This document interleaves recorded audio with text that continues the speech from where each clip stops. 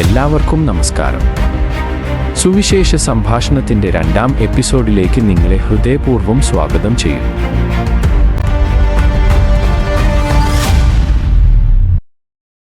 നമ്മുടെ ഈ എപ്പിസോഡ് ആരംഭിക്കുന്നത് ഒരു മനോഹരമായ ഗാനത്തോടെയാണ്.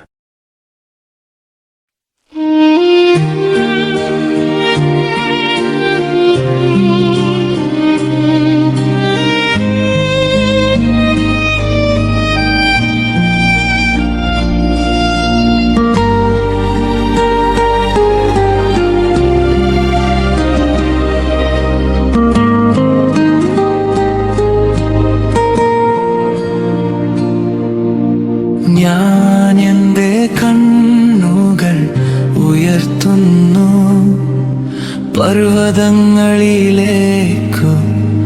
നോക്കുന്നു.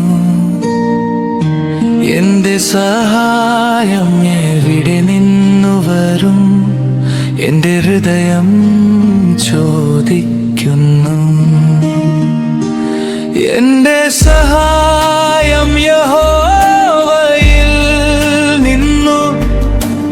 ആകാശവും ഭൂമിയും സൃഷ്ടിച്ചവൻ, എന്നെ കാക്കുന്നവൻ ഉറങ്ങുകയില്ല, എന്നെ കൈവിടുകയുമില്ല ഒരിക്കലും.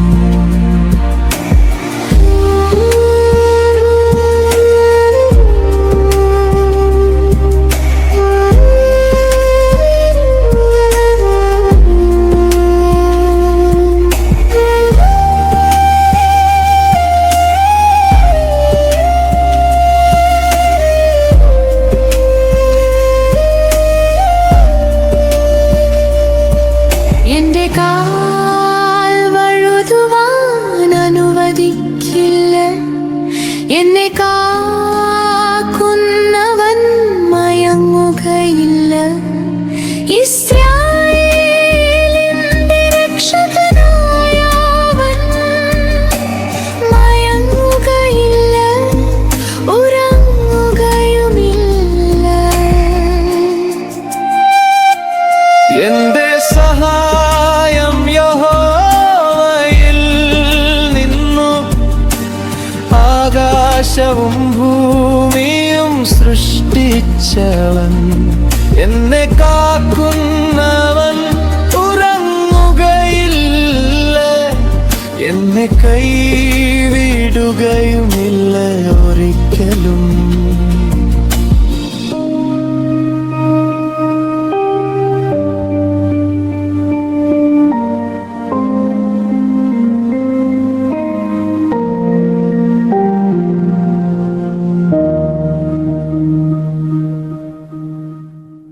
ഈ പാട്ട് നിങ്ങൾ എല്ലാവർക്കും ഇഷ്ടപ്പെട്ടു എന്ന് ഞാൻ വിശ്വസിക്കുന്നു.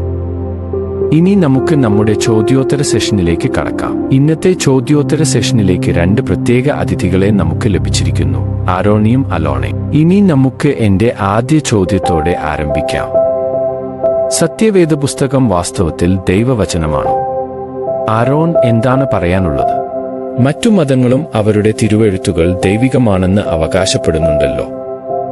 അതുകൊണ്ട് തന്നെ പലർക്കും അപ്പോൾ ബൈബിൾ മാത്രം എങ്ങനെ ദൈവവചനം ആകും എന്നൊരു സംശയം സ്വാഭാവികമാണ്. പക്ഷേ അതുകൊണ്ട് വിഷയം അവിടെ തന്നെ നിൽക്കുന്നതല്ല. ഇത് കുറച്ച് കൂടുതൽ ആഴത്തിൽ ചിന്തിക്കാനും അന്വേഷിക്കാനും നമ്മളെ ക്ഷണിക്കുന്ന ഒരു കാര്യമാണ്. അലോണ, നിങ്ങൾക്ക് എന്തെങ്കിലും അഭിപ്രായങ്ങളുണ്ടോ? ബൈബിൾ വാസ്തവത്തിൽ ദൈവവചനമാണോ എന്ന് ചോദിച്ചാൽ അതിന് പല ശക്തമായ തെളിവുകൾ ഉണ്ടെന്ന് പറയാം. പ്രത്യേകിച്ച് ആന്തരികവും ബാഹ്യവുമായ തെളിവുകൾ. അതിൽ ആന്തരിക തെളിവുകൾ എന്ന് പറഞ്ഞാൽ എന്താണെന്ന് അറിയാമോ?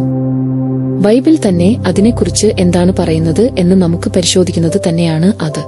അതായത് ഈ ഗ്രന്ഥം സ്വയം താനെങ്ങനെ അവതരിപ്പിക്കുന്നു എന്നതാണ് നമ്മൾ നോക്കുന്നത്. ഇങ്ങനെ നോക്കുമ്പോൾ ബൈബിൾ ദൈവവചനമാണെന്ന് കാണിക്കുന്ന ആന്തരിക തെളിവുകളിൽ ആദ്യത്തെയും പ്രധാനപ്പെട്ടതുമായ ഒന്നാണ് അതിന്റെ ഏകത്വം. മുഴുവൻ പുസ്തകത്തിലുടനീളം കാണുന്ന ആ ഒരുമയും തുടർച്ചയും ഇതിന്റെ പ്രത്യേകതയാണ്. ഒന്ന് ചിന്തിച്ചു നോക്കൂയി. ഏകദേശം 1500 വർഷങ്ങൾക്കിടെ 3 ഭൂഖണ്ഡങ്ങളിൽ നിന്ന് 3 ഭാഷകളിൽ പലവിധ ജീവിത സാഹചര്യങ്ങളിൽ ജീവിച്ചിരുന്ന ഏകദേശം 40ഓളം ആളുകൾ ചേർന്ന് എഴുതിയതാണ് ബൈബിൾ. ആകെ 66 പുസ്തകങ്ങൾ. സാധാരണയായി ഇത്രയും ആളുകളും സമയവും പശ്ചാത്തലവും മാറുമ്പോൾ പല വിരോധങ്ങളും വരേണ്ടതില്ലേ? പക്ഷേ അതിശയകരമായി ഇവിടെയൊന്നും അങ്ങനെ ഒന്നുമില്ല. തുടക്കത്തിൽ നിന്ന് അവസാനം വരെ ഒരേ സന്ദേശം, ഒരേ ദിശ, ഒരേ ലക്ഷ്യം.